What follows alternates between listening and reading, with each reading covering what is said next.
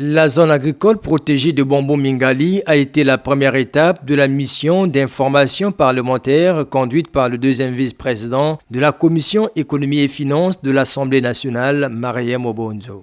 Outre l'agriculture, les exploitants de cette ZAP procèdent à l'élevage de porcs et de poulets de chair. Ici, les activités évoluent bien en dépit de quelques difficultés. C'est l'eau, donc l'électricité, et la source d'énergie et la route.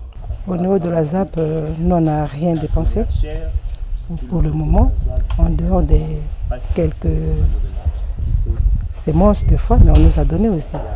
Les porcs qu'on nous a été donnés, donc on n'a rien dépensé pour les avoir, ni les infrastructures sont ici. Cette mission d'information parlementaire a recueilli des informations nécessaires, lesquelles informations sont liées aux conditions de travail dans ce site. Nous sommes venus pour cette évaluation et on a eu beaucoup d'éléments.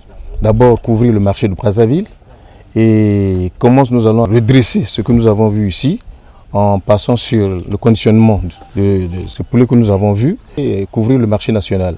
Mais que déjà intéresser tous ceux qui, sur le moyen de la chaîne, exercent dans l'importation de ces poulets pour faire que le regard soit tourné vers le Congo et arriver à caresser cette sécurité alimentaire tant attendue par le peuple congolais. Nous, dans notre examen de la loi des finances, on accorde une importance particulière à l'agriculture, mais le développement, c'est un tout.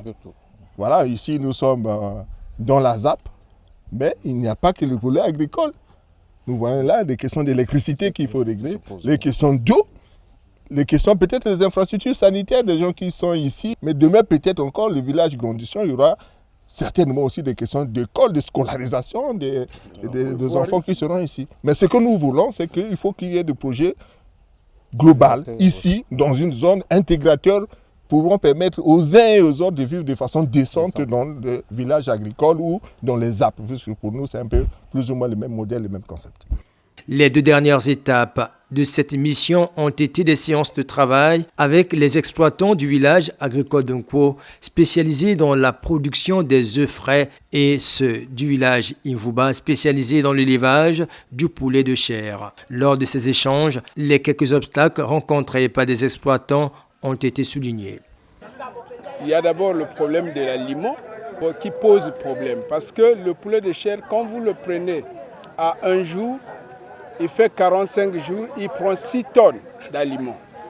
Or, en 6 tonnes là, quand vous le revendez, vous vous retrouvez dans la perte. Voilà pourquoi il faut chercher à régler, à produire d'abord, dorénavant, beaucoup d'aliments pour que le prix d'aliments baisse. Nous avons tant de fois réclamé le statut de l'exploitant.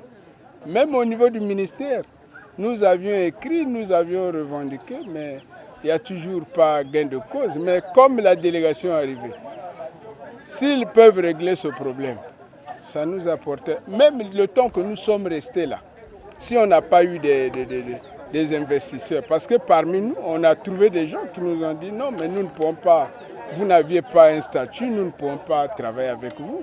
Sinon, vous devrez nous voir en train de travailler. La relance de l'expérience des villages agricoles d'Nkwo et d'Invuba est inscrite dans des priorités des actions à mener pour le bien-être des populations. Aujourd'hui, depuis 12 ans pour certains, ils n'ont plus capable de relancer l'activité. Le bonheur, c'est que nous avons un projet qui a été ratifié et tout qui existe avec nos amis coétiens, les fonds coétiens, et qui doit relancer effectivement les villages de Ko et d'Invuba. Il s'agit que pour nous de tirer les leçons de l'ancien modèle, de donner un bon statut à l'exploitant, de telle sorte qu'il maîtrise les coûts de production. La finalité, c'est de faire en sorte que les Congolais produisent et consomment leur propre production. C'est ça la finalité.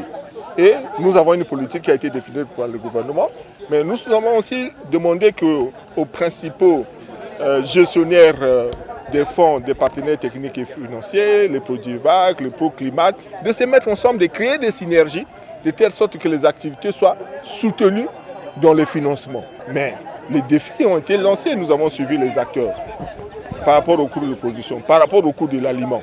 C'est ce défi-là que nous devons relever. Nous devons les relever parce que nous sommes un État. Nous devons les relever parce que nous sommes un peuple. Nous devons les relever parce que nous sommes aussi structurellement composés que tous les autres peuples du monde. C'est pour s'assurer de l'exécution de la tranche annuelle de la ZAP de Bambou-Mingali et des conditions de relance des villages agricoles d'Nkou et d'Invouba que l'Assemblée nationale a diligenté cette mission parlementaire.